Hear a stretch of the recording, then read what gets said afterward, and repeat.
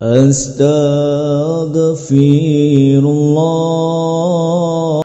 Bismillahirrahmanirrahim. Assalamualaikum warahmatullahi wabarakatuh. Alhamdulillah wassalatu wassalamu ala Rasulillah wa ala alihi wa sahbihi wa mawalah wa la hawla wa la quwata illa billahi wa ba'du.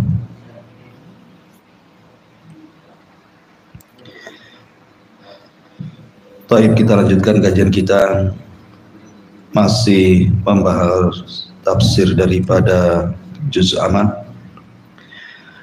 dan kita masuk pada surah Al-Zalzalah. Ma'asyiral muslimin wal muslimat rahimani wa rahimakumullah. Zalzalah artinya gempa. Jadi surat ini bicara tentang gempa. Tentu gempa yang di sini bukan gempa yang ada yang sering diumumkan 5 skala Richter ataupun sampai 6, atau 7, ini enggak ada hitungannya gempa ini. Surah Al-Zalzalah ini secara tartib Al-Quran masuk pada tartib ke-99 dengan jumlah ayat 8, jumlah kalimat 36, jumlah huruf 156, dan termasuk surah Makkiyah, turun sebelum hijrah Nabi sallallahu alaihi wasallam. Adapun asbab nuzulnya sebagaimana diriwayatkan oleh Abdullah bin Umar radhiyallahu an, nazalat idza zulzilatil ardu zilzalaha. Ketika turun ayat idza zulzilatil ardu zilzalaha, wa Abu Bakrin As-Siddiq radhiyallahu anhu qa'idun fabaka Abu Bakrin faqala lahu Rasulullah sallallahu alaihi wasallam wa ma yubkika ya Aba Bakrin qala abkani hadhihi as-surah. Jadi ketika turun ayat surah Zalzalah ini, Abu Bakar sedang duduk. Tiba-tiba dia mendengar surat ini dibaca Rasul, kemudian Abu Bakar menangis. Kemudian Rasul bertanya, wa ma yubkika ya Aba Bakrin, apa yang membuat anda menangis wahai Abu Bakar? Maka Abu Bakar mengatakan, abkani hadhihi surat, yang membuat aku menangis adalah surat ini. Kemudian Abu Bakar Siddiq menjelaskan yang dimaksud adalah kalimat terakhir dari surah Al-Zalzalah ini, faman ya'mal mithqala dzarratin khairan yarah wa man ya'mal mithqala dzarratin syarran yarah. Ma'asyiral muslimin yang dimuliakan Allah Azza wa Jalla, surah Al-Zalzalah ini disebut juga surah Al-Zilzal, disebut juga surah idza zulzilatil ardu zilzalaha, disebut juga surah Al-Jami'ah. Kenapa disebut surah Al-Jami'ah?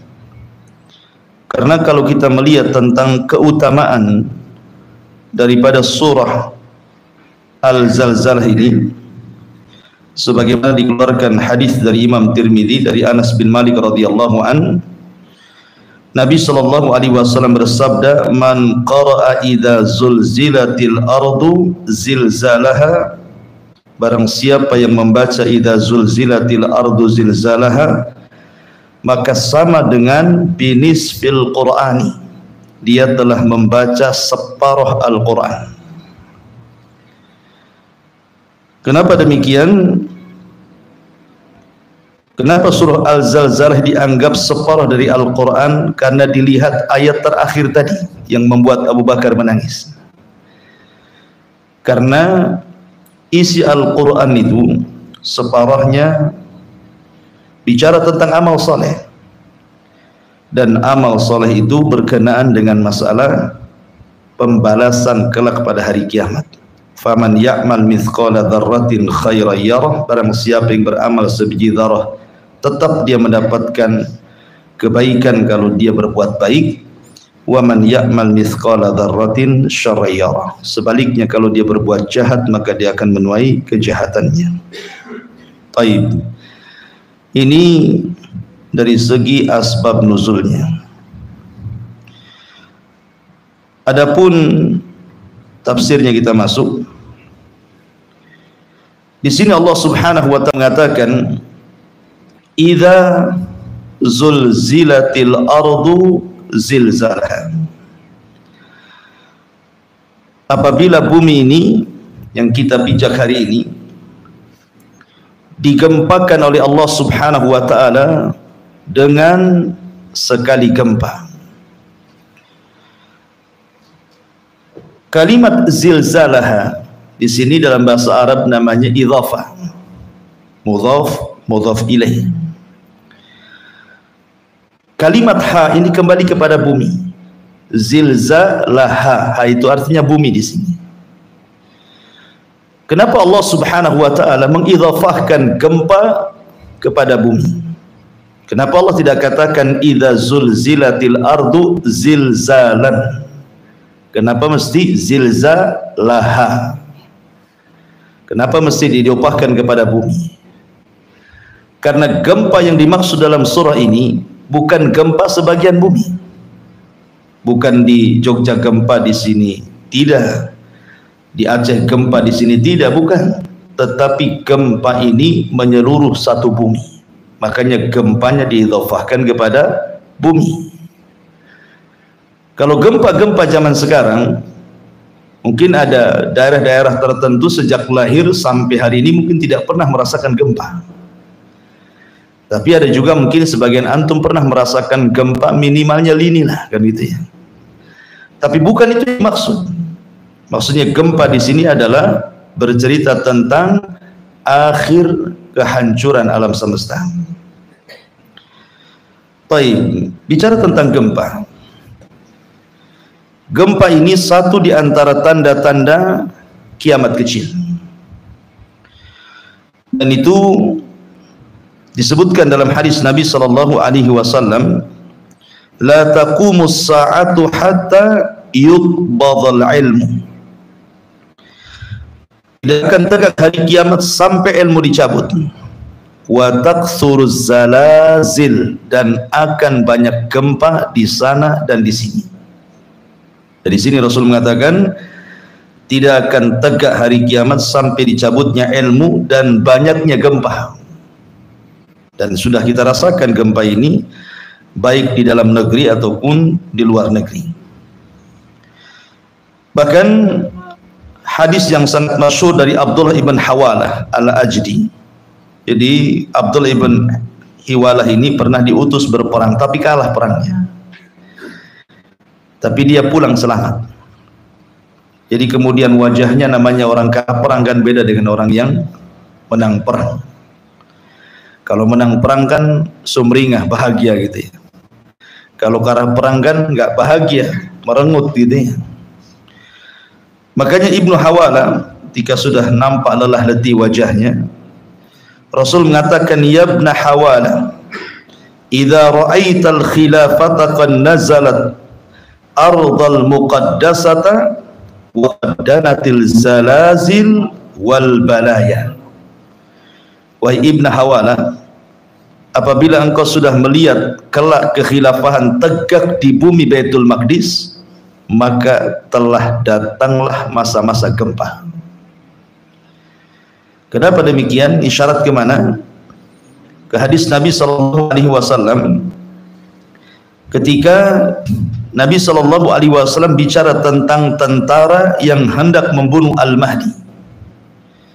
Jadi nanti dari Syam itu akan ada tentara besar membawa bendera hitam. Ketika mendengar pembaiatan Imam Mahdi di rukun Ka'bah, Maka orang-orang ini tidak suka. Akhirnya mereka pun bergerak pasukan besar ini dari Syam menuju Mekah. Masalahnya ketika sampai di sebuah tempat antara Mekah dan Madinah, tiba-tiba kemudian Allah Subhanahu wa taala gempakan bumi dan semua pasukan ini masuk ke dalam tanah. Termasuk orang-orang yang lalu lalang di situ yang tidak ada niat untuk memerangi Al-Mahdi. Sehingga Aisyah radhiyallahu anha bertanya kepada Rasulullah, "Ya Rasulullah, okelah tentara-tentara yang hendak menyerang Al-Mahdi digempakan kemudian diperosokkan ke dalam bumi. Lalu bagaimana dengan orang yang lalu lalang hanya untuk berniaga, tidak ikut dalam pasukan itu?" Maka Nabi SAW mengatakan, "Yub'atsuna yaumal qiyamati ala niyatihi." Mereka akan dibangkitkan pada hari kiamat sesuai dengan niat-niat mereka. Dari sini menunjukkan bahwa gempa itu tanda di antara tanda-tanda kiamat kecil. Bahkan juga masuk pada tanda-tanda kiamat besar. Ketika Nabi SAW bersabda tentang 3 arah gempa, kata Nabi SAW, "Innaha lan taquma sa'atu hatta tarau qablaha asyra ayat." Sesungguhnya kiamat tidak mungkin tegak sampai kalian melihat 10 tanda-tanda kiamat besar. Kemudian Nabi SAW menyebutkan secara acak dukhan, kemudian dajjal, kemudian dabbatul ard, kemudian tulu'us syamsi min maghribiha, kemudian nuzul Isa bin Maryam, kemudian Ya'juj wa Ma'juj, kemudian salah satu khusuf. Ini yang dimaksud salah satu khusuf di sini. Terjadi 3 gempa besar yang bukan merobohkan satu daerah, satu negara bisa dirobohkan. Pertama dari arah timur, kedua dari arah barat, dan yang terakhir di Jazirah Arab. Baru keluar api dari perut Adan menggiring manusia ke negeri Syam. Para ulama menggolongkan hadis ini 10 tanda-tanda sebelum terjadinya kiamat, maksudnya tanda-tanda alamat saatil kubra, tanda-tanda alamat kiamat besar. Jadi gempa ini masuk pada tanda-tanda alamat kiamat kecil dan juga masuk pada tanda-tanda kiamat besar. Ya. Ma'asyiral muslimin yang dimuliakan Allah Subhanahu wa taala. Dan gempa juga bukan menimpa umat sekarang saja. Sekarang sering kita mendengar pemberitaan sana gempa, sini gempa. Barusan saja di mana itu, NTT juga gempa gitu ya. Gempa ini juga berlaku kepada umat-umat sebelum Islam. Dan itu digambarkan dalam surah Al-Ankabut ayat 40. Allah mengatakan, "Fakullan akhadna bi dzambihi faminhum man arsalna 'alaihi hasiban wa minhum man akhadhu sayhatu wa minhum man khasafna bihil arda wa minhum man aghraqna wa ma kana Allahu liyadlimahum walakin kanu anfusahum yadlimun." Maka semua akan dibalas karena dosa-dosa mereka. Di antara mereka ada yang dihujani batu seperti kaum Lut gitu ya. Di antara mereka ada yang kemudian mati karena teriakan Jibril, soihah, seperti kaum Samud gitu ya. Kemudian di antara mereka ada yang kami khasafna bihil ardh, gempakan bumi sehingga kemudian mereka terperosok ke dalam bumi seperti kisah Qarun gitu ya. Kemudian dan di antara mereka ada yang kami tenggelamkan seperti Fir'aun dan bala tentara, dan Allah tidak pernah mendolimi mereka. Merekalah yang melakukan kezaliman kepada diri-diri mereka sendiri. Al-Ankabut ayat 40. Artinya bahwa gempa ini juga terjadi kepada umat sebelum kita, bahkan lebih dahsyat lagi. Karena di zaman dulu sebelum Islam, kalau Allah Subhanahu wa taala mengirim azab itu tidak akan disisakan satu jiwa pun kecuali dimusnahkan, kecuali diselamatkan orang-orang yang beriman saja. Tetapi gempa-gempa di zaman sekarang atau azab-azab yang lainnya yang Allah Subhanahu wa taala turunkan, maka Allah Subhanahu wa taala tidak mengazab umat ini sebagaimana umat sebelumnya. Kenapa? Karena bentuk rahmat diutusnya Nabi. wa ma arsalnaka illa rahmatan lil alamin. Salah satu bentuk rahmat Rasul diutus kepada orang kafir, jadi orang kafir pun mendapatkan rahmat dari diutusnya Nabi. Bentuknya apa? Mereka tidak diazab seperti azab yang pernah ditimpakan kepada sebelum Islam. Karena dulu kalau kafir habis, nggak tersisa, gitu ya. Nggak ada ceritanya orang kafir hidup di zaman dulu. Kalau sudah Allah turunkan azab itu. Tetapi di zaman sekarang kan tidak, ya kan? Bahkan yang mati orang Islam pula kan. Baik. Tetapi yang dimaksud ayat ini idza zulzilatil ardu zilzalaha, ini bukan bicara tentang tanda-tanda kiamat kecil, bukan pula bicara tanda-tanda kiamat besar, tapi ini bicara soal kiamat. Ini sudah lasnya bumi gitu ya. Ini bicara tentang nihayatul alam, akhir daripada usia bumi dan langit.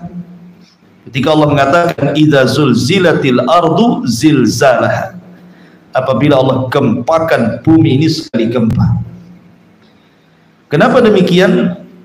Karena ketika Allah Subhanahu wa taala, lalu apa alasannya kemudian Allah Subhanahu wa taala menggempakan satu bumi itu? Tidak lain dan bukan karena kemurkaan. Makanya sering saya katakan kalau Allah sudah murka, idza zulzilatil ardu zilzalaha, pasti bumi akan digempakan semuanya. Apabila Allah murka, wa idzal biharu fujirat, seluruh air lautan jadi api. Apabila Allah Subhanahu wa taala gempa, semua digelapkan, tidak ada siang, tidak ada malam. Karena Allah mengatakan wa jumi'asy syamsu wal qamar, Allah gabungkan matahari dan bulan dan Allah gelapkan cahayanya. Dan apabila Allah murka, bintang-bintang dijatuh-jatuhkan. Wa idzan nujumun tashaqqat. Dan apabila Allah Subhanahu wa taala murka, semua dihancurkan dan semua dimatikan. Mau malaikatnya, mau jinnya, mau manusianya, semua. Dan apabila Allah murka, Jahannam pun akan didatangkan. Waji'a bi jahannama yauma idzin. Hari itu Allah datangkan Jahannam ke hadapan manusia. Jadi terjadinya gempa alam semesta ini dikarenakan murkanya Allah. Makanya gempa ini tidak akan dirasakan bagi orang-orang yang beriman, tetapi hanya dirasakan orang-orang kafir saja.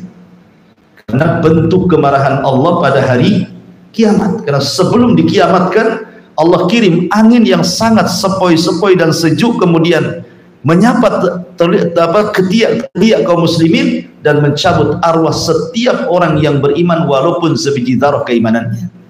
Sehingga ketika tidak tersisa orang-orang seperti ini, baru digempakan kepada orang-orang kafir. Itulah kiamat, nihayatul alam, akhir masa bumi dan langit.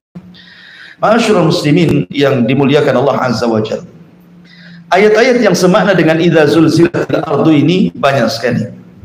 Seperti Allah Subhanahu wa taala mengatakan inna zalzalatasy syaa'ati syai'un 'azim. Sesungguhnya gempa hari kiamat itu sesuatu yang sangat besar, menakutkan. Bahkan Allah juga mengatakan dalam surah Muzammil ayat 14, yauma tarjuful ardu wal jibalu wa kanatil jibalu katsiban mahila. Pada hari ketika bumi digempakan, maka gunung pun dihancurkan. Jadi efek gempa itu gunung dihancurkan. Sekarang Anda berjalan di bumi tidak merasakan gempa. Kenapa? Karena masih ada gunung yang menjadi pasak bumi. Tapi nanti pada hari kiamat ketika gunung-gunung dicabut, tidak ada pasak lagi. Apa yang terjadi? Disitulah terjadi gempa. Dan gunung itu subhanallah, ketika dicabut dari pasaknya, sampai-sampai Allah mengatakan marras sahab, seperti kapas yang terbang. Antum tahu sahab itu artinya awan. Lihat awan tuh, terbang ke sana kemari karena ringannya.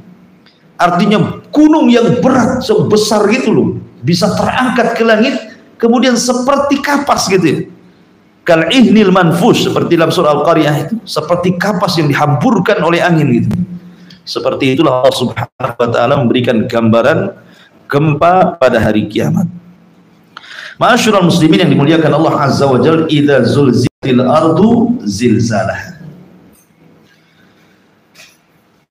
Kalimat zilzalaha, saya katakan dari awal bahwa ha ini idhafah kepada bumi. Artinya gempa ini menyeluruh, dan sekali lagi ini terjadi saat tiupan sangkakala Israfil ditiup. Jadi ketika Israfil meniupkan sangkakala pertama, disitulah terjadi gempa yang luar biasa. Dan masa kehancuran itu berdasarkan hadis Abu Hurairah radhiyallahu an, tidak menyebutkan berapa hari, berapa bulan, berapa tahun, tetapi hanya menyebutkan di angka 40 saja. Kata Rasul kepada Abu Hurairah, kehancuran itu terjadi selama 40. Rasul tidak menyebutkan 40 hari atau 40 bulan atau 40 tahun, karena yang meriwayatkan hadis ini Abu Hurairah ketika ditanya, "Ya Abu Hurairah, apakah 40 hari?" Kata Abu Hurairah, "Fa'abaitu," aku enggan menjawabnya. 40 bulan aku pun enggan menjawabnya. 40 tahun aku pun enggan menjawabnya. Artinya bisa berlaku 40 hari, bisa berlaku 40 bulan, bisa juga berlaku 40 tahun. Ini kejadian hancurnya alam semesta ini. Di sini Allah mengatakan, "Idza zulzilatil ardu zilzalaha wa akhrajatil ardu athqalaha." Dan Allah keluarkan beban-beban isi bumi yang sangat berat. Ada dua penafsiran para ulama. Kapan terjadi Allah keluarkan beban-beban berat atau yang tersimpan di perut bumi itu? Ada yang mengatakan maksudnya pada hari itu Allah keluarkan semua pembenaran bumi, bukan hanya bicara tentang migas gitu ya, minyak dan yang semacamnya, tetapi juga emasnya, peraknya, jamrudnya, semua dikeluarkan. Dan orang-orang kafir menyaksikannya. Tapi buat apa emas di depan mata kalau kiamat sudah datang, kan gitu ya. Jadi walaupun di depan mereka ada emas, ada perak, ada jamrud, ada macam-macam perhiasan, tidak tertarik. Bahkan Allah mengatakan, "Yauma yafirrul mar'u min akhi wa ummihi wa abi wa sahibatihi wa banihi likulli imri'in minhum yauma idzin sya'nun yughni." Gak ada yang tertarik. Kenapa? Orang sibuk lari dari saudaranya, lari dari ibu bapaknya, lari dari istri dan anaknya. Setiap orang itu sibuk masing-masing mengurus dirinya. Jadi nggak ada ketertarikan soal dunia lagi. Ada juga yang mengatakan wa akhrajatil ardu athqalah ini pada tiupan sangkakala kedua, yang disebut dengan yaumul ba'tsi wan nusyur, hari kebangkitan manusia. Disitulah Allah keluarkan beban-beban berat. Maksudnya berat di sini artinya jasad-jasad manusia yang terkubur sejak zaman Adam sampai yang terakhir mati. Akhrajatil ardu, bumi mengeluarkannya. Semua dikeluarkan, dihidupkan kembali. Anda bisa bayangkan jasad sebanyak itu. Kemudian Allah katakan, wa idzan nufusu zuwijat, apabila jiwa-jiwa disatukan kembali dengan rohnya. Itulah makna idza wa akhrajatil ardu athqalaha. Kemudian Allah mengatakan, wa qalal insanu malaha. Kalimat al-insan di sini, apabila disebut kalimat insan dalam Al-Quran, konotasinya buruk. Seperti innal insana lafi khusrin, innal insana khuliqa halu'a. Ya. Termasuk juga di sini wa qalal insanu malaha. Maksudnya yang berteriak ini bukan orang-orang yang beriman, tetapi orang-orang kafir berteriak. Malaha, ada apa ini? Kalau dibawa kepada tiupan pertama, maka mereka mengatakan seperti ini karena dahsyatnya kiamat. Tetapi kalau dimaksud adalah tiupan yang kedua, kata-kata malaha, maka kebingungan orang-orang kafir. Kenapa? Karena ketika mereka dibangkitkan tidak ada maklam lagi di bumi ini. Maksudnya tidak ada alamat di bumi ini. Kalau sekarang ada alamat, ada bangunan, ada jalan raya, ada RT, RW, lurah, kecamatan, kan itu kan ada alamatnya gitu. Tetapi nanti pada hari kiamat, setelah tiupan sangkakala yang kedua, bumi ini rata, tidak ada gunung, tidak ada bukit, tidak ada lembah, tidak ada yang meninggi, tidak ada yang merendah, semua rata. Itu yang dimaksud tidak ada alamat lagi. Sehingga tidak bisa mengenali tanah saya di mana, kapling tanah saya di mana, rumah saya di mana, nggak bisa dikenali lagi karena semua sama. Ya. Dan ini di hari yang sangat mengerikan, ikhwatu fiddin yang dimuliakan Allah Subhanahu wa taala. Wa akhrajatil ardu athqalaha wa qalal insanu ma laha. Dalam surah Yasin, kata-kata al-insan adalah ya wailana man ba'atsana min marqadina hadza. Dalam surah Yasin mentafsirkan kalimat malaha. Ya. Apa arti malaha di sini? Maksudnya orang kafir mengatakan ya wailana man ba'atsana min marqadina. Duhai celaka, siapa yang membangkitkan kami setelah tidur-tidur kami? Kenapa? Karena saat terjadi kiamat terputuslah azab kubur. Jadi dari tiupan pertama ke kedua itu sudah tidak ada azab kubur lagi. Di mana ruh kemudian kalau dia seorang yang beriman diletakkan, kemudian kalau dia orang kafir diletakkan di sijin, dan badan jasad mereka dihancurkan kecuali tulang ekornya saja. Karena dari tulang ekorlah manusia dibangkitkan pada hari kiamat. Ya. Jadi surah Yasin menegaskan kalimat wa qalal insanu malaha. Ya wailana, duhai celaka kami. Man ba'atsana, siapa yang membangkitkan kami mim marqadina, dari tidur-tidur kami. Tapi orang-orang yang beriman justru berteriak dan mengatakan hadza ma wa'adar rahman wa sadaqal mursal. Inilah janji Ar-Rahman dan benarlah ucapan para rasul. Benarlah ucapan Nuh, ucapan Ibrahim, ucapan Musa, ucapan Isa, termasuk ucapan Rasul kita Muhammad sallallahu alaihi wasallam. Wa qala al-insanu ma laha. Ma'asyiral muslimin yang dimuliakan Allah Azza wa Jalla, siapa yang menghancurkan bumi ini? Tentu pertanyaannya adalah Allah. Zat yang menjadikan bumi tidak gempa, dialah yang membuat gempa bumi. Dan Allah Subhanahu wa taala ketika menjelaskan dan menciptakan langit dan bumi fi sittati ayyam, pada 6 hari, dimulai dari hari Ahad dan diakhiri di hari Jumat, Allah menciptakan langit dan bumi. Kemudian tsummastawa 'alal 'arsy. Kemudian setelah itu Allah Subhanahu wa taala istiwa di atas arsy. Ya. Kemudian Allah Subhanahu wa taala berfirman kepada langit dan bumi dan mengatakan i'tiya tau'an au karha, datanglah kepadaku wahai langit wahai bumi, suka atau tidak suka. Qalata ataina ta'in. Maka bumi dan langit mengatakan, maka atas perintah apapun yang kau perintah. Artinya kapanpun Allah Subhanahu wa taala memerintahkan langit untuk digulung, maka langit sudah siap. Ataupun Allah memerintahkan kepada bumi untuk gempa, maka kapanpun bumi sudah siap. Karena kedua makhluk ini tidak bermaksiat kepada Allah Azza wa Jalla, baik langit ataupun bumi. Ingat kisah Qarun.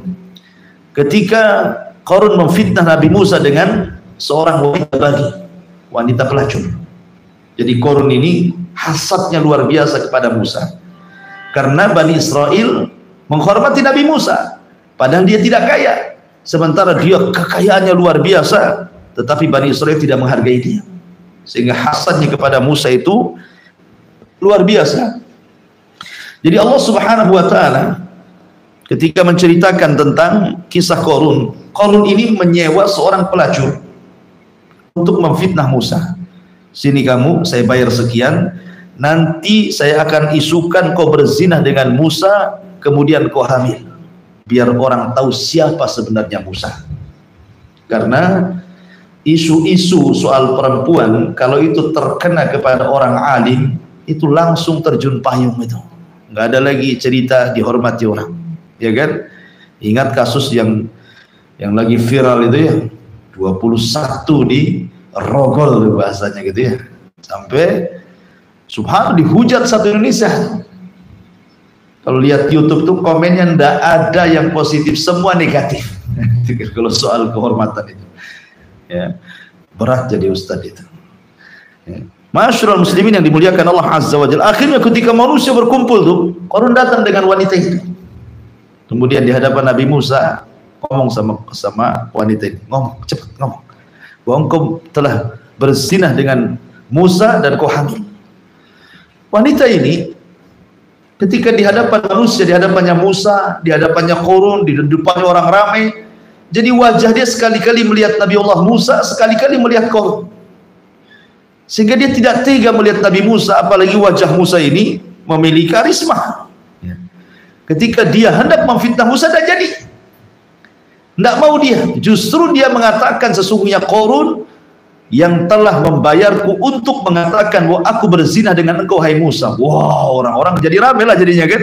Karena wanita ini tidak mau masalahnya mengaku. Oh, Musa emosi lah kan gitu. Akhirnya Musa pun mula'ana, saling melaknat antara Qarun dan Musa. Tapi Qarun pun melaknat Nabi Musa. Macam mana dia melaknat nabinya? Laknatnya tidak akan diterima oleh Allah Subhanahu wa taala. Dari situlah maka Musa berdoa kepada Allah dan Allah katakan kepada Musa, "Ya Musa, perintahkan bumi karena aku sudah perintahkan dia untuk menuruti kata-katamu." Dari situlah Musa alaihi salatu wassalam mengatakan kepada bumi, "Ya arda ibla'i," kata Musa, "wahai bumi, telan orang ini." Ketika Musa ngomong begitu saja, langsung gempa bumi terbelah. Anehnya tidak langsung terperosok, termasuk rumah-rumahnya, gudang-gudang kekayaannya. Ketika Qarun masuk ke tanah, ketika sampai di pusar, tidak langsung amblas. Rumahnya juga sama mengikuti segitu. Kenapa tidak langsung saja dimasukkan ke bumi? Supaya manusia melihat bagaimana Allah Subhanahu wa taala mengadab. Sebab kalau langsung terperosok saja hilang Qarun kan, manusia tidak bisa melihat kan. Jadi manusia biar melihat bagaimana azab Allah kepada Qarun. Banyak orang yang hendak menolong Qarun tetapi tidak bisa mendekat karena buminya, kemudian malah mengejar orang yang menolongnya. Jadi takut orang-orang sehingga melihat dari kejauhan saja. Sampai akhirnya hari pertama dijepit bumi, hari kedua belesak lagi ke bumi, hari ketiga hilang seorang-orangnya, sak rumah-rumahnya, sak gudang-gudangnya. Allah katakan, "Wa khasafna bihi wa bidarihil ardha." Katakan Qarun dan seluruh kekayaannya kan. Kan? Artinya bahwa bumi taat kepada Allah kan. Karena dia mengatakan, "Wahai Musa, perintahkan bumi karena dia sudah kusuruh taat kepadamu." Jadi ketika Allah Subhanahu wa taala menghancurkan bumi ini, ya karena bumi tidak maksiat kepada Allah. Kata bumi hancur, maka bumi akan menghancurkan dirinya. Nah, itulah idza zulzilatil ardu zilzalaha. Wa qala al-insanu ma laha yawma idzin tuhadditsu akhbaraha. Ma'asyiral muslimin yang dimuliakan Allah Azza wa Jalla. Apa yang dimaksud yauma idzin tuhadditsu akhbaraha? Pada hari itu bumi menghabarkan beritanya.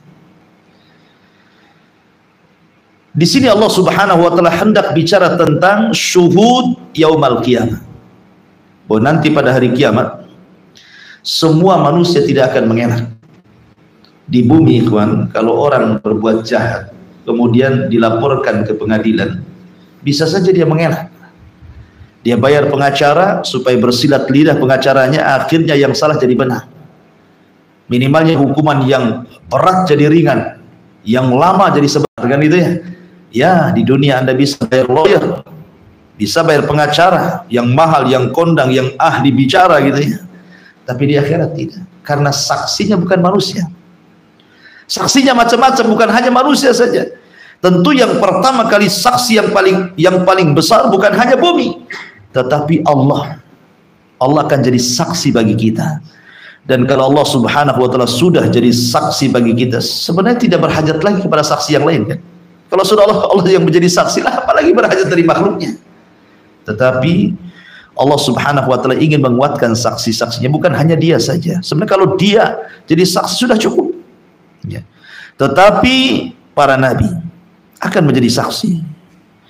Termasuk Nabi kita Muhammad sallallahu alaihi wasallam akan menjadi saksi. Fa kaifa idza ji'na min kulli ummatin bisyahid wa ji'na bika ala haula'i syahida. Ketika Rasul memanggil Abdullah bin Mas'ud radhiyallahu anhu, mengatakan Abdullah bin Mas'ud ini kan salah satu katib wahyu, penulis wahyu Nabi. Banyak penulis wahyu itu, Abdullah bin Mas'ud, kemudian Muawiyah bin Abi Sufyan, Ubay ibn Ka'ab ini yang paling mutqin. Ya, Ubay bin Ka'ab sampai-sampai ketika Rasul lupa baca surat dalam sholat, kemudian sahabat bertanya, "Rasul, apakah surat itu sudah dimansuh? Artinya kenapa nggak dibaca? Ataukah Anda lupa?" Kata Rasul, "Saya tidak lupa dan ayat itu tidak dimansuh, tidak dihapus." Maka sahabat mengatakan, "Tidak, Anda lupa." Maka ketika banyak para sahabat yang kemudian membenarkan kata-kata sahabat ini, yang dipanggil siapa? Aina Ubay? Di mana Ubay bin Ka'ab? Kata Rasul. Kenapa? Karena dia yang paling mungkin hafalan Qurannya. Betul nggak tadi saya lupa baca Quran katanya? Kata Ubay, iya wahai Rasul. Tetapi ingat bahwa lupanya Nabi SAW bukan karena Nabi pelupa, tidak. Lupanya Nabi SAW membuat sebuah syariat. Jikalau seorang imam lupa baca, bagaimana caranya menegur?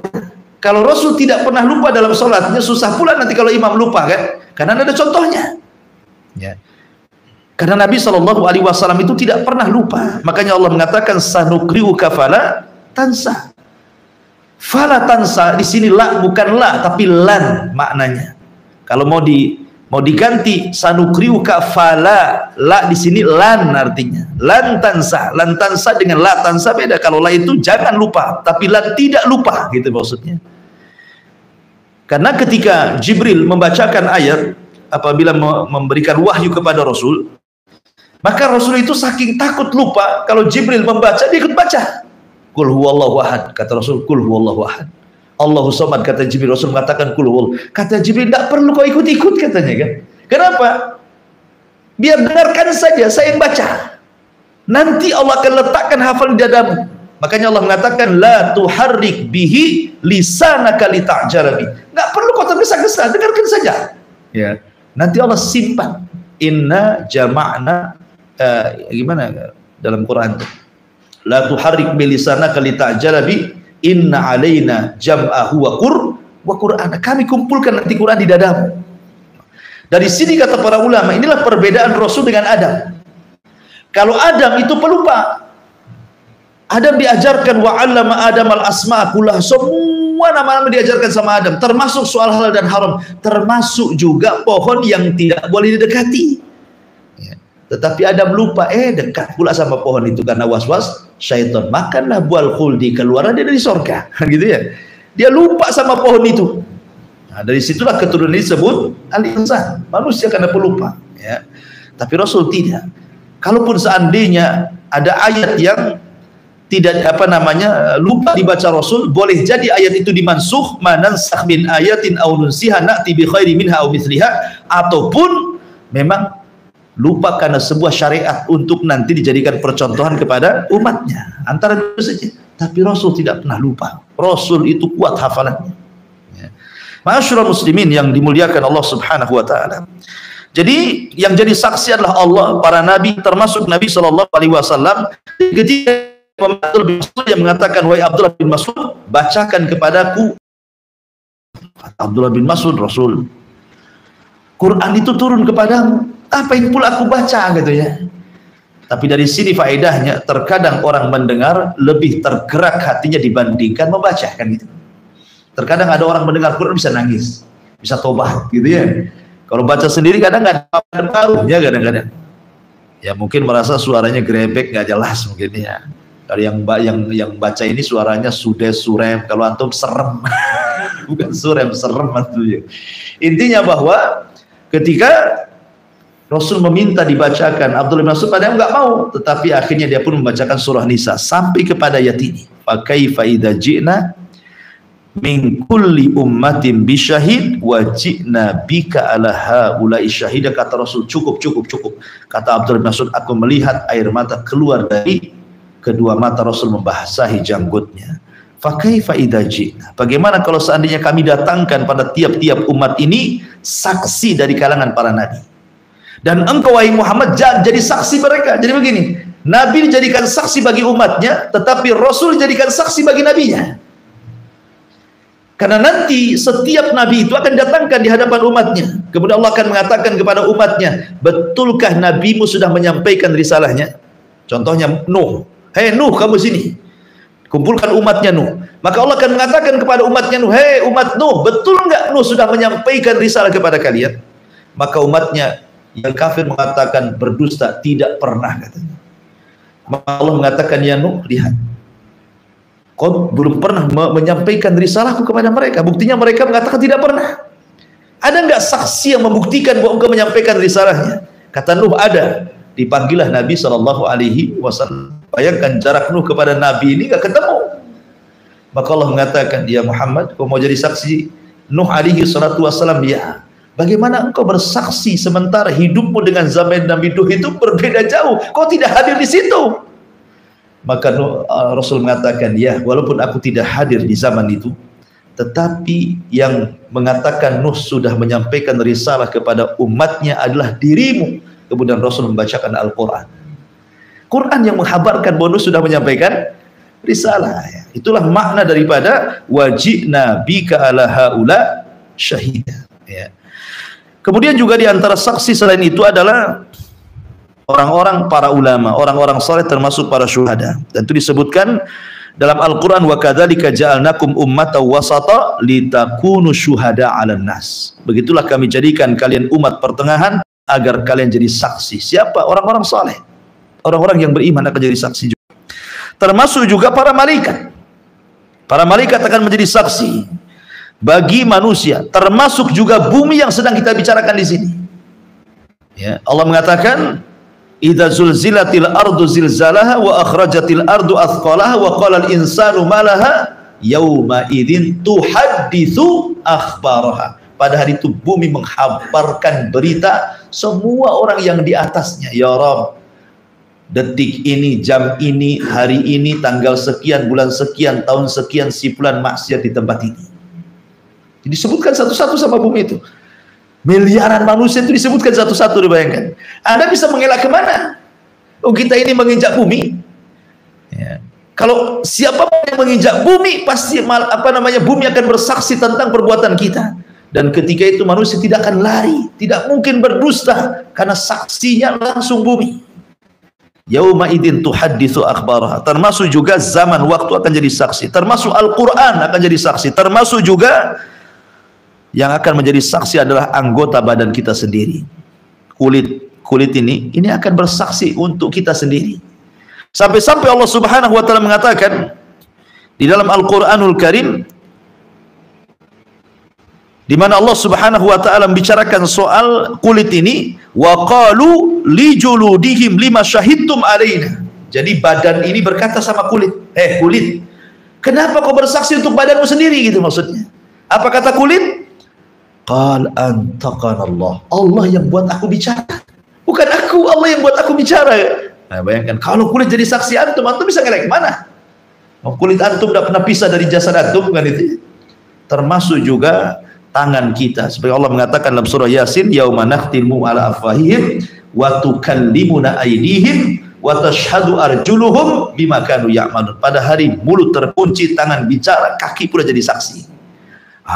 Coba mau lari kemana, ikhwatu fiddin yang dimuliakan Allah Subhanahu wa taala? Kalau saksi sebanyak ini, maka mereka tidak mungkin lari dari Allah Subhanahu wa taala.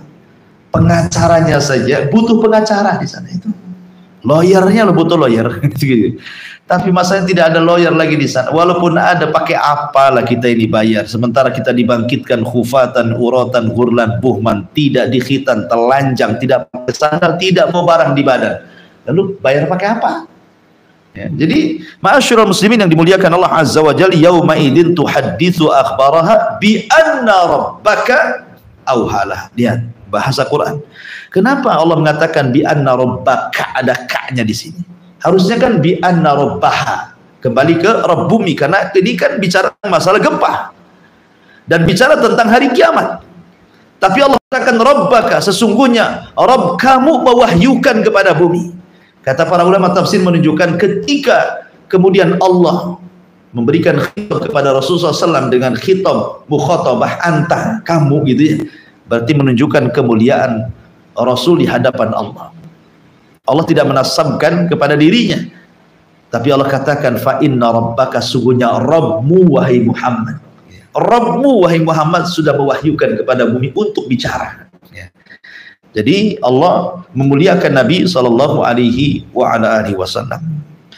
Ma'asyiral muslimin yang dimuliakan Allah Subhanahu wa taala. Kemudian Allah Subhanahu wa taala katakan, yauma idzin yasdurun nasu ashtatan liyurau a'malahum. Pada hari itu manusia akan bangkit dengan berbagai macam bentuk. Ashtat, ya. Karena Rasul yang mengatakan siapa yang ketika mati bunuh diri karena minum racun, maka akan dibangkitkan seperti itu. Siapa yang bunuh diri gantung diri maka akan dibangkitkan seperti itu. Siapa yang bunuh diri dengan anggaplah terjun dari jembatan Barelang, maka ya akan dibangkitkan seperti itu. Jadi manusia itu dibangkitkan sesuai dengan matinya.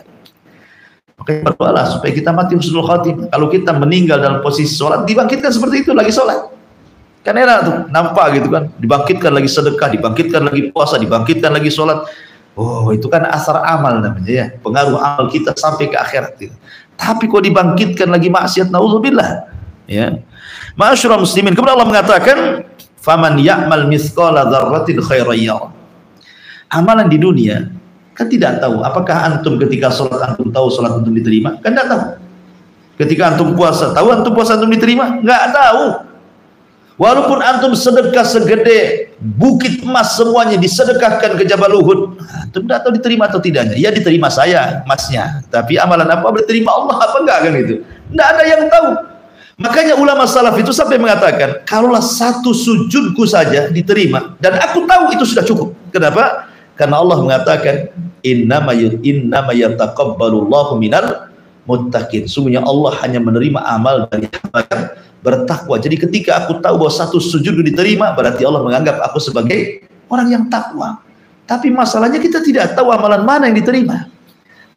Kiamat, wa man ya'mal dzarratin khairan yarah. Artinya amal itu akan ditampakkan. Mana yang ditolak, mana yang diterima. Dan disitulah bentuk balasan khairan yarah. Kalau dia berbuat baik di dunia, dia tuai kebaikan di akhirat.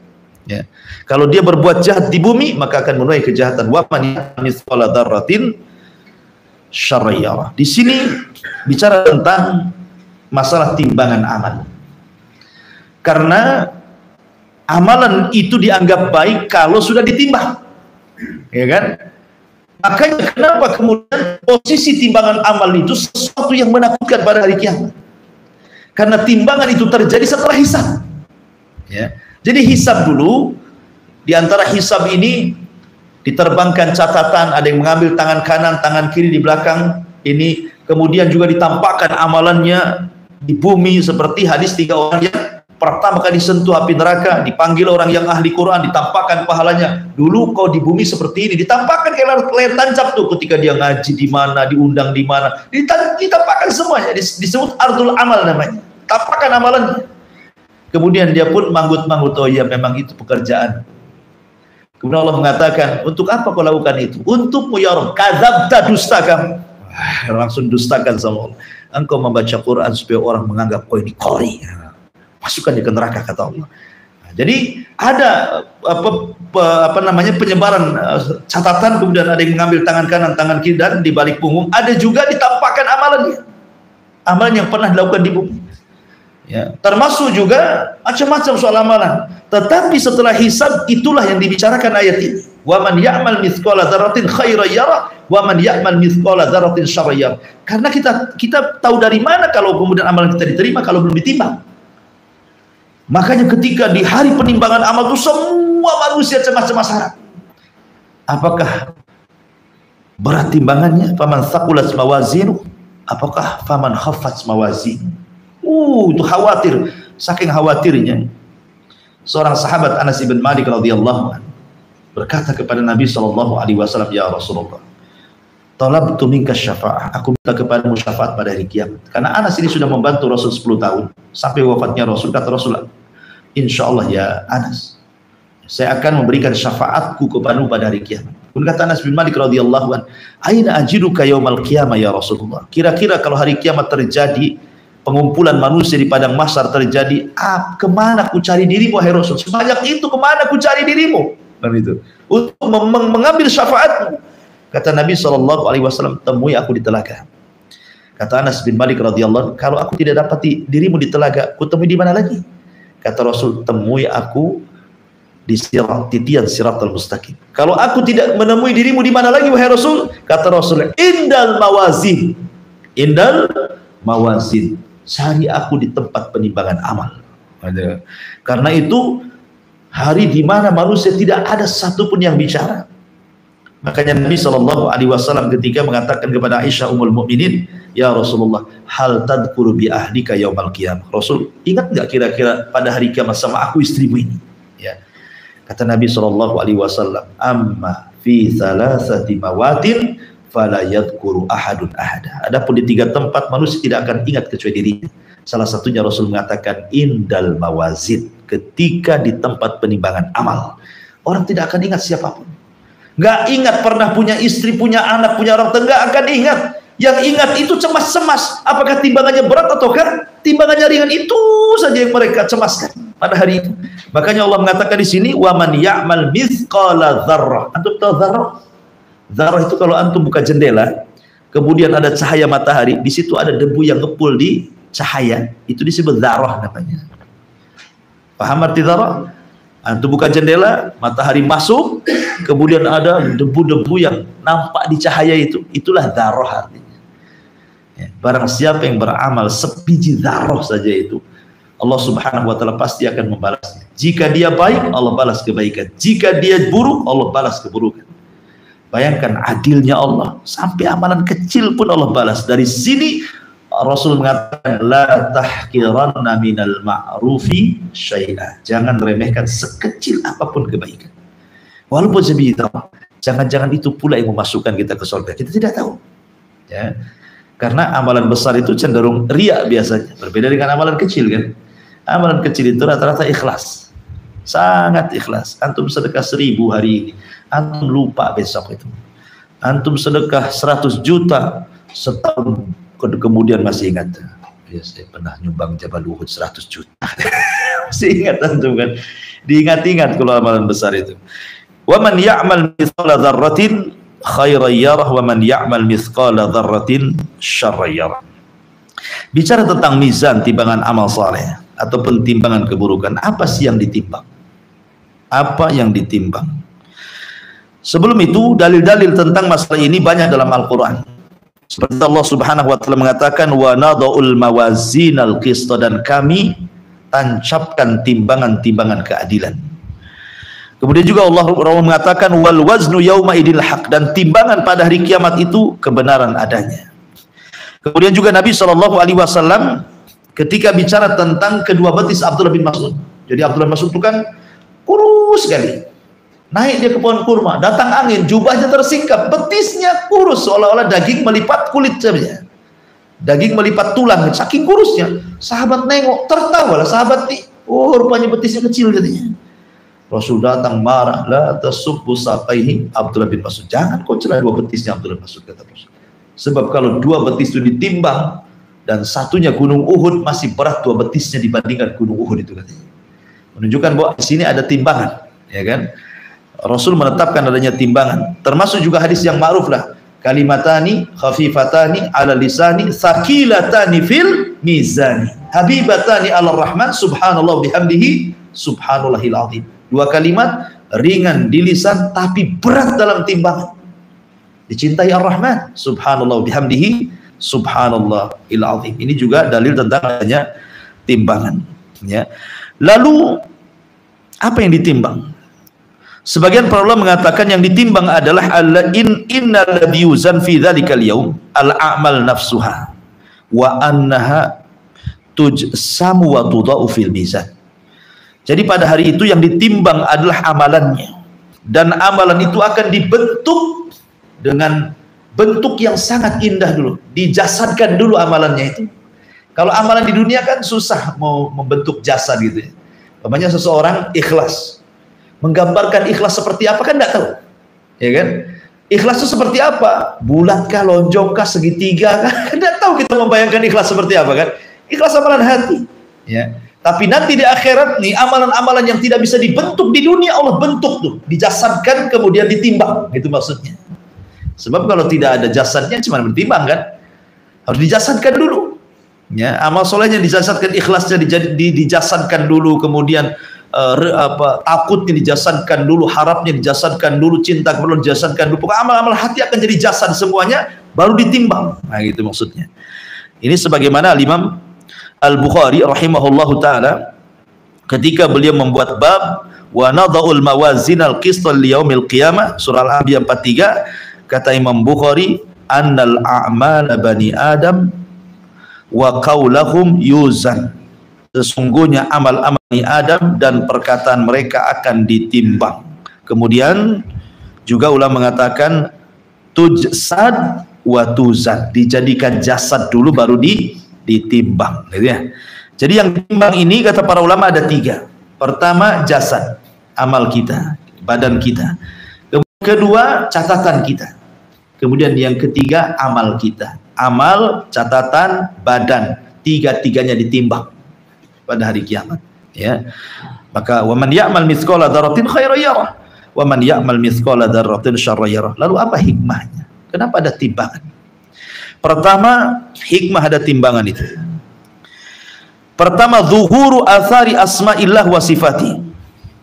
Tampaknya pengaruh nama-nama Allah dan sifat-sifatnya. Apa nama-nama Allah, sifat-sifatnya? Allah itu alim, maha mengetahui. Antum mau maksiat di mana saja, Allah tahu. Kan itu ya? Allah itu maha tahu. Sehingga sekecil apapun maksiat yang manusia tidak tahu, tapi Allah tahu, tetap kena timbangan. Dan sifat alim adalah sifat Allah, nama Allah, ya. Kemudian yang kedua, bayanu qudratihi ala hisabi khalqihi, bahwa ini kekuasaan Allah, kesanggupan Allah menghisab semua makhluknya. Bayangkan makhluk itu banyak, dari Adam sampai orang yang terakhir mati, dari jin yang pertama sampai jin yang terakhir, gitu ya. Berapa banyak itu, tapi Allah qadir, mampu menghisab semuanya. Kemudian dan menimbang semuanya. Kemudian yang ketiga, idhar annahu la tasawa bainal muhsin wal musi. Ingat bahwa dengan beriman kepada mizan Allah hendak membedakan mana orang baik, mana orang jahat. Dengan apa? Dengan timbangan tadi. Kalau orang baik, berat dia. Karena timbangan di akhirat itu ke atas, bukan ke bawah. Ya, kalau timbangan dunia kan ke bawah, makin berat makin ke bawah kan. Kalau timbangan ke akhirat itu kalau berat ke atas dia, kalau kan ke bawah. Ya, kenapa? Karena surga itu darajat, naik, makin tinggi makin mulia, makin tinggi makin indah. Neraka makin bawah makin jelek, makin menakutkan, makin jahat. Gitu ya. Jadi timbangannya melesat ke atas. Tosat bihinna la ilaha illallah. Sebagaimana Misbih Tokoh, ketika orang didatangkan 99 sijilat catatannya, kemudian dibacakan satu catatan, rupanya keburukannya sejauh mata memandang. Dia pun kemudian down, langsung putus asa. Tidak mungkin saya masuk surga, pasti aku masuk neraka. Kata Allah, tidak. Kau punya satu amalan yang bisa mengalahkan semuanya. Dikeluarkan kartu sakti, ditimbang, rupanya langsung melesat ke atas. Tosat bihinna la ilaha illallah. Rupanya dia punya la ilaha illallah. Semua ringan, la ilaha illallah berat, langsung naik ke atas, gitu kan. Tauhid artinya, ya. Baik. Kemudian juga yang keempat, farhatul mu'min wa haznul kafir. Dengan adanya timbangan, biar orang yang beriman senang dan sedihnya bagi orang kafir. Di dunia orang kafir mentertawakan kita, tapi di akhirat kita yang mentertawakan orang kafir. Kemudian yang nomor 5, iqamatil mawazin. Fiha iqamatul hujjah. Dengan ditegakkan timbangan-timbangan itu untuk ditegakkan hujjah. Hujjah kita di hadapan Allah Subhanahu wa taala. Dan ini juga menunjukkan keadilan Allah. Ya, keadilan Allah Subhanahu wa taala. Lalu apa yang bisa meringankan amalan kita di bumi? Sehingga meringankan timbangan kita di akhirat dan tidak memberatkan. Pertama, riya. Riya ini bisa meringankan timbangan. Kita kan butuh berat timbangan, gitu ya. Lalu apa yang bisa meringankan timbangan? Pertama, riya. Karena Rasul mengatakan, inna akhwafa ma akhafu alaikum asyirkul asghar. Qalu wa masyirkul asghar? Qala ya Rasulullah. Qala riya. Yaqulullahu lahum yawmal qiyamah idza juzyan nasu bi a'malihim idhabu ila alladhina kuntum tura'una fid dunya ila akhir hadis. Di sini Rasul mengatakan, sesuatu yang paling aku takutkan menimpa kalian syirik kecil. Mereka mengatakan, apa itu syirik kecil Rasul? Kata Rasul, riya. Kemudian Allah berfirman kepada mereka, orang-orang yang riya pada hari kiamat, apabila manusia sedang ditimbang amalnya, tengoklah, minta bantuan kepada orang atau manusia-manusia yang kau riyai itu, bisa nggak nolong kamu? Nah, gitu ya. Ya, jadi yang pertama adalah riya. Itu bisa meringankan timbangan. Yang kedua, intihakul hurumat, dan ini yang sering terjadi, merobek kehormatan diri. Di depan manusia kayaknya soleh, baik, bagus, pakai jubah, pakai gamis, pakai tasbih kemana-mana, kayak alim, kayak ulama. Rupanya ketika bersendirian, maksiat pula kepada Allah. Ambil handphone, buka-buka, gak jelas yang dibuka gitu kan. Maksiatlah di tengah-tengah ketika orang tidak tahu. Ya, manusia tidak tahu, Allah tahu. Justru ini penyakit yang paling bahaya kata Rasulullah. Nanti pada hari kiamat akan didatangkan umat yang mau pahala besar seperti gunung Tihamah, tapi dihancurkan pahala itu gara-gara apa? Maksiat yang tidak diketahui manusia, karena dia merobek kehormatan sendiri di hadapan Allah Subhanahu wa taala. Ngeri kan? Jangan bermaksiat ketika di hadapan manusia sok baik, ketika tidak ada manusia orang yang paling jahat pula terhadap dirinya sendiri. Dan itu yang banyak di hari-hari sekarang kan. Nah, makanya antum kalau punya anak bawa handphone kemudian gubrak ke kamar, kemudian ditutup, dikunci, hati-hati itu, ya kan? Pasti sedang apa dan apa ya dengan handphonenya gitu. Taib. Kemudian juga yang bisa meringankan amalannya adalah seseorang yang bermaksiat kepada Allah Azza wa Jal secara umum. Kemudian adapun secara khusus disebutkan dalam hadis Aisyah radhiyallahu anha tentang orang-orang yang muflis pada hari kiamat. Atau orang muflis, orang yang bangkrut. Maksudnya begini, di sisi lain dia membawa pahala sholat, pahala zakat, pahala macam-macam, dia bawa pahala berat, seolah-olah memberatkan timbangan. Rupanya di sisi lain dia pernah mendolimi si fulan, pernah mengambil harta si fulan, pernah membunuh jiwa si fulan, pernah mencaci maki orang, ya kan? Maka di situ terjadi pahala dosa. Dulu kau nyakiti saya, mana pahalamu? Nih dosaku, gitu maksudnya ya. Akhirnya bangkrut. Orang bangkrut tuh kalau usaha modal habis, hutang numpuk, itulah orang bangkrut namanya ya. Sama juga sekarang pahalanya dikasihkan ke orang, ibarat modalnya kita hilang gitu ya. Kemudian hutangnya banyak. Kenapa? Karena dia mengambil dosa orang ditimpakan ke kita. Itulah bangkrut namanya ya. Nah, ini orang-orang bangkrut pada kiamat, mereka akan ringan timbangannya, dan mereka secara umum adalah orang-orang yang melakukan kezaliman. Karena dosa zalim beda dengan dosa kepada Allah atau kepada diri sendiri. Dan makanya Umar bin Khattab sebagai penutup mengatakan, hasibu anfusakum qabla an tuhasabu, wazinu anfusakum qabla an tuzanu, fa innahu alaikum fil hisabi ghadan antus tuhasibu anfusakumul wa tazinul lil ardil akbar yawma idzin tu'raduna la takhfa minkum khafiyah. Apa kata Umar bin Khattab radhiyallahu an? Hisablah diri sebelum kalian dihisab. Timbanglah amalan-amalan kalian di dunia sebelum kalian ditimbang amalan kalian di akhirat. Karena sesungguhnya yang paling ringan di antara kalian, fa innahu ahwan alaikum fil hisabi ghadan, maka sungguhnya paling berat itu nanti hisab bagi kalian setelah kematian. Oleh karena itu maka hisablah diri kalian hari ini, timbanglah amal-amal kalian hari ini sebelum datang hari yang sangat besar di mana amalan akan ditampakkan dan tidak ada yang samar bagi Allah Subhanahu wa taala terhadap diri kalian. Hadis ini disahihkan oleh Syekh qala al-Albani hada athar. Jadi Syekh Albani mengatakan ini adalah perkataan Umar Ibnul Khattab radhiyallahu anhu. Nasihat yang baik kepada kita agar kita menghisab diri di dunia sebelum Allah menghisab kita di akhirat. Wallahu alam. Ini diantara tafsir singkat daripada surah Al-Zalzalah. Sampai di sini silahkan kalau ada yang mau bertanya, para akhwat di bawah, kita kasih waktu, silahkan.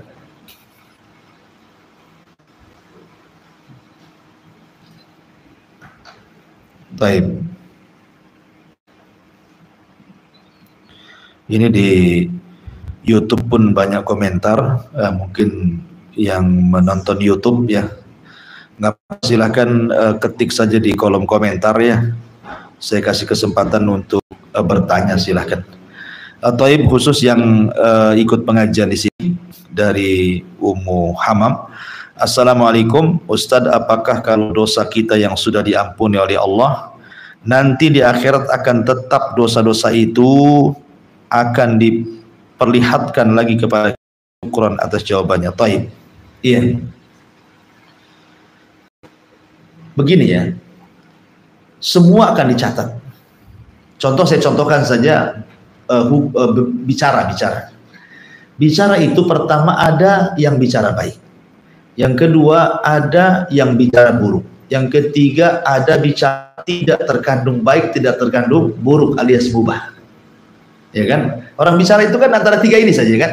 Bisa dia ngomong kotor, bisa dia ngomong baik, atau ngomong tidak ada kotor, tidak ada baik, mubah. Mau pergi kemana? Itu kan tidak berpahala kan, tidak berdosa juga kan, hanya gitu saja. Gimana kondisi antum? Mubah, ya kan? Nggak ada pahalanya, nggak ada dosanya. Kata para ulama semua akan dicatat.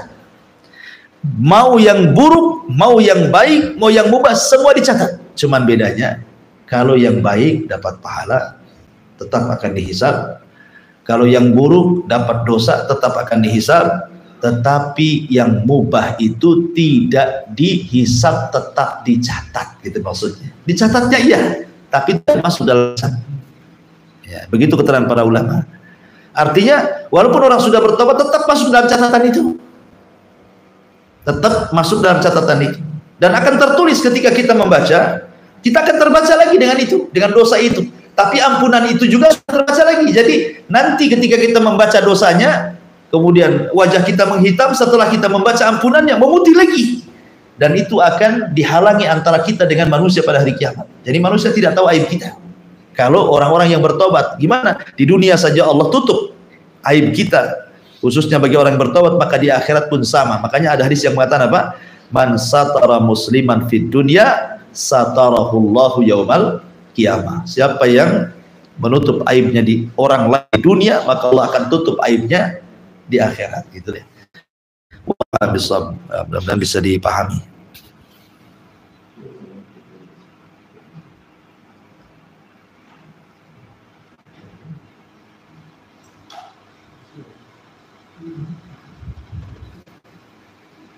Ada lagi? Jadi kan mengatakan seorang itu dibangkitkan bagaimana kalian waktu wafat, iya. Terus katakan seorang itu sedang sholat wafat. Bagaimana dengan orang yang sholatnya itu riya gitu? Diwafatkan waktu sholat, apa dikatakan juga? Dia akan dibangkitkan, dia lagi sholat dengan riya, dan manusia tahu. Semua manusia akan dibangkitkan sesuai amalan dia. Kalau dia sedang sholat khusyuk, ya dibangkitkan dia sedang sholat khusyuk. Kalau dia sedang sholat riya, akan dibangkitkan dengan sholat riya, dan manusia melihatnya. Malu jadinya kita. Gitu. Semua mau bunuh diri, mau apa saja, semua dibangkitkan. Memang begitulah. Makanya kenapa juga ini supaya orang terdorong jangan sampai membiasakan dengan maksiat. Karena maksiat itu melahirkan maksiat yang lain. Maksiat yang lain melahirkan maksiat yang lain lagi. Maksiat yang lagi melahirkan maksiat, sehingga akan ditutup seperti itu. Makanya Allah mengatakan fasanu yassiruhu lil usra. Sudah Allah memudahkan jalan buruknya, dimudahkan lagi dia untuk melakukan keburukan sampai ditutup dengan seperti itu. Ya. Ibadah juga sama. Ibadah melahirkan ibadah yang lain, ibadah yang lain melahirkan ibadah yang lain, ibadah yang lain melahirkan itu, dan dia akan ditutup dengan itu. Ya. Fasanu yassiruhu lil yusra. Yang satunya fasanu yassiruhu lil usra. Allah mengatakan fa amman a'ta wattaqa wa saddaqa bil husna fasanu yassiruhu lil yusra wa amman bakhila wastaghna wa kadzdzaba bil husna fasanu yassiruhu lil usra. Kan itu. Siapa yang beriman, fa amman a'ta, siapa yang memberi, dengan ilmunya dia beri, dengan hartanya dia beri, dengan pengetahuannya dia berinfak, dengan apa yang bisa infakkan dia infakkan, dengan jabatannya, dengan kepemimpinannya, dan begitu seterusnya. Kemudian wattaqa, atas dasar takwa, bukan riya. Wa saddaqa bil husna, kemudian dia membenarkan surga dan balasan pada hari kiamat. Maka Allah mengatakan fasanu yassiru, kami sudah mudahkan dia suka ibadah. Kami sudah mudahkan dia, sudah mudah ibadah. Salat mudah, puasa mudah, ini mudah. Maka Allah mudahkan lagi sampai ditutup seperti itu. Itu maksudnya. Nah, tapi wa amman bakhila wastagna, kalau dia bakhil pasti istagna, tidak butuh Allah. Ya kan? Seperti Quran mengatakan innama utitu min ilmin, ini kekayaan ini datang dariku, enggak disebut-sebut Allah sama sekali. Karena orang bakhil biasanya lupa Allah. Wa amman bakhila wastaghna wa kadzdzaba bil husna, mendustakan hari akhir. Orang bakhil biasanya ini penyakitnya dua. Satu, tidak butuh Allah, yang kedua tidak percaya kiamat. Itu orang bakhil. Dia merasa hartanya mengekalkan dirinya masalahnya. Seolah-olah nggak akan mati. Kalau orang kaya kan pikir mau mati nggak ada mati.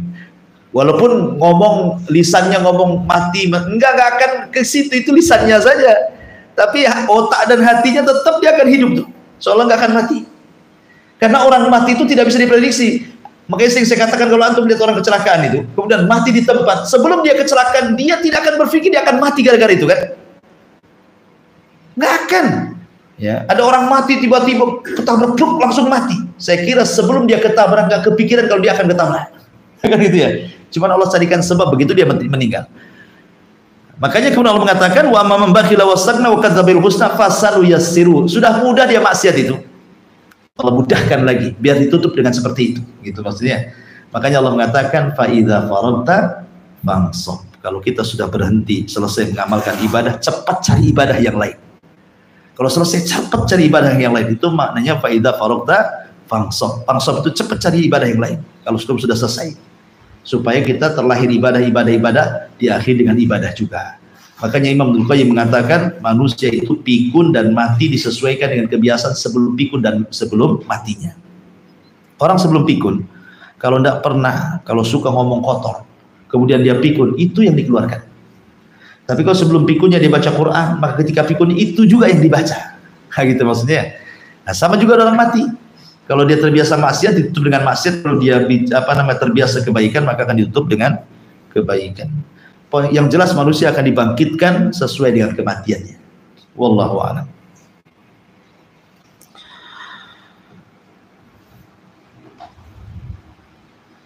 Taib, saya kira cukup dari 9:30 ya. Di luar masih hujan. Masih hujan. Mau ditambah lagi ngantuk. Jadi kita cukupkan saja ya. Subhanallah bihamdika asyhadu an la ilaha illa anta astaghfiruka wa atubu ilaik. Allah ta'ala. Assalamualaikum warahmatullahi wabarakatuh.